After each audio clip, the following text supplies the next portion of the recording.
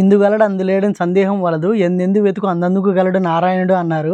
అలాంటిది ఒక భారతదేశంలోనే కాదు, ప్రపంచం అంతటా గుళ్ళు ఉన్నాయి. అలాంటిది జర్మనీలోన దాదాపు 100 నుంచి 150 గుళ్ళు మధ్యలో ఉన్నాయి. మేము ఇప్పుడు ఉన్నాం ఒక వినాయకుడు టెంపుల్ దగ్గర. ఇది స్టూట్గర్ట్ సిటీలో ఉంది. ఈ ఒక్క సిటీలోనే దాదాపు 7 నుంచి 10 గుళ్ళు ఉన్నాయి. ఇప్పుడు మీకు ఈ గుడి లోపల ఎంతమంది దేవుళ్ళు ఉన్నారు, దీని విశేషత ఏంటో మీకు ఇప్పుడు మొత్తం చెప్పబోతున్నాను. ఈ గుళ్ళో మొత్తంగా 10 మంది దేవుళ్ళు కొలువై ఉన్నారు. వాళ్ళ పేర్లు మీకు సపరేట్గా చెప్పవసరం లేదనుకుంటా, చూస్తేనే గుర్తుపట్టేస్తారు. ఈ జర్మనీలో ఉన్న ప్రతి ఒక్క గుళ్ళో ఇలా ధ్వజస్తంభాన్ని కవర్ చుట్టేసి ఉంటుంది కొన్ని కారణాల వల్ల. ఈ టెంపుల్ని 1980 సమయంలో ఒక చిన్న గదిలో కొంతమంది తమిళ వ్యక్తులు కలిసి స్టార్ట్ చేశారు.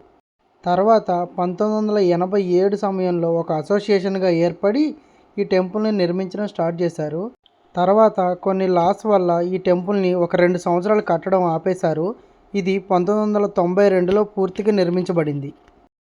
ఎక్కడ సాయిబాబా గుళ్ళో అయినా ఒక దుని ఉంటుంది, అది నిరంతరం కాలుతూ ఉంటుంది.